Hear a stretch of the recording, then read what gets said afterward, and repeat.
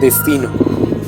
Es así como llamamos al estado natural al que se dirigen las cosas, sin pararnos a pensar cuánto de ese destino es controlado por el contexto que nos rodea y cuánto puede afectar las relaciones personales a la vida de una persona.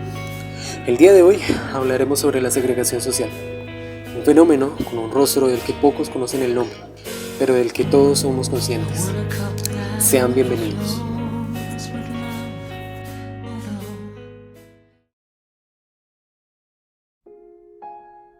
Pero, ¿qué es como tal la segregación social? La segregación es el acto de aislar de la sociedad a ciertos grupos de personas o a individuos que, por contar con ciertas características, no se adaptan a lo que la sociedad ha establecido.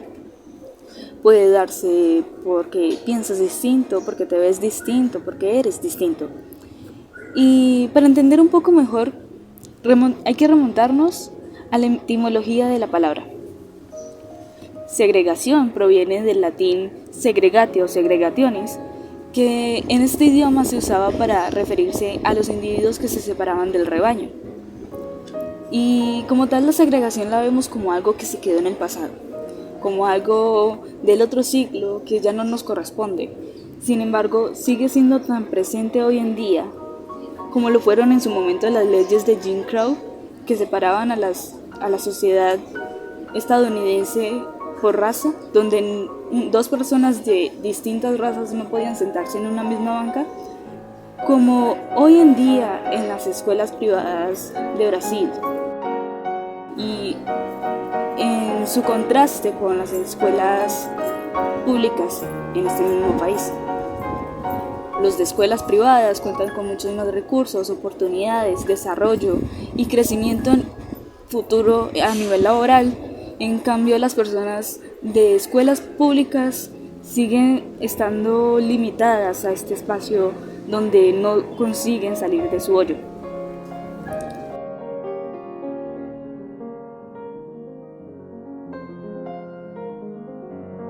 Este fenómeno, de forma poco reconocible, ahora llamado segregación social, no es un fenómeno que afecte solamente a las personas del contexto actual.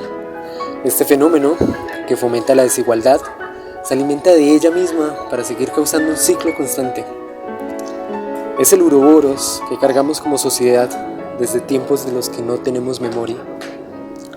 Aún en nuestra sociedad superavanzada, como la llamamos, seguimos sintiendo las consecuencias de antiguas discriminaciones.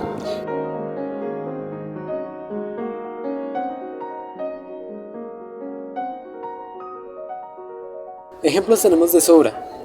La Revolución Francesa en 1789, por ejemplo, fue causada en gran parte como una respuesta a la segregación social y económica del antiguo régimen. La creación de guetos judíos en Europa en el siglo XVI, o también podemos hablar de la migración en Estados Unidos en 1926. La propia encrucijada que nos narra la Biblia sobre el pueblo de Israel escapando de Egipto, nos habla de lo profundamente arraigada que está la discriminación en la historia humana.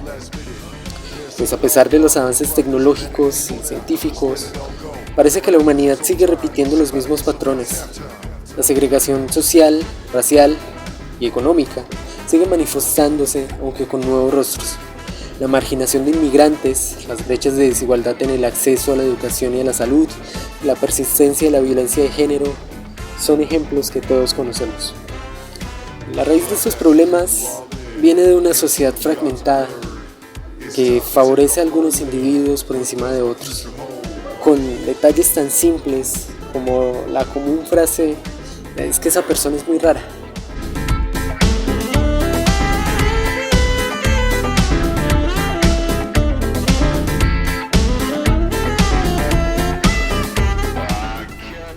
Un factor que actualmente hemos tomado mucho más en cuenta y somos mucho más conscientes de esto, aunque tal vez no lo suficiente, es la salud mental.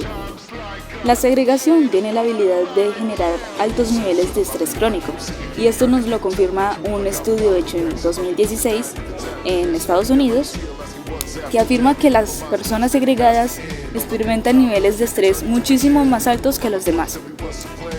Y Como tal, la segregación misma perpetúa esta condición de exilio, al ser que cosas como servicios médicos y apoyos psicológicos son escasos o incluso negados totalmente para estas personas. Además, la segregación social se ha caracterizado por profundizar el sentimiento de soledad. Cuando las personas no se sienten parte de algo, cuando no tienen a dónde ir, cuando no tienen dónde ser, cuando no pueden ver sus verdaderos rostros a causa de esta segregación, pueden llegar a enfatizar y profundizar demasiado en estos sentimientos de soledad y depresión, lo que a la larga puede traducirse en una baja autoestima y destruir totalmente las oportunidades de esta persona de en algún momento encajar. Entonces, la segregación social no se soluciona solo con bienes materiales o posiciones sociales, sino también sanando heridas emocionales que toda esta segregación ha creado a lo largo del tiempo.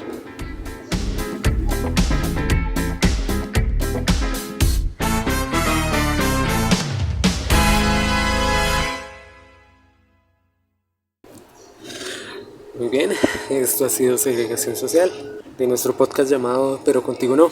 Mi nombre es Brandon Aguirre, mi compañera es Angie Velázquez. Y en el próximo podcast trataremos historias reales de personas segregadas en esta sociedad, ya que cada uno tiene su propia relación con este problema.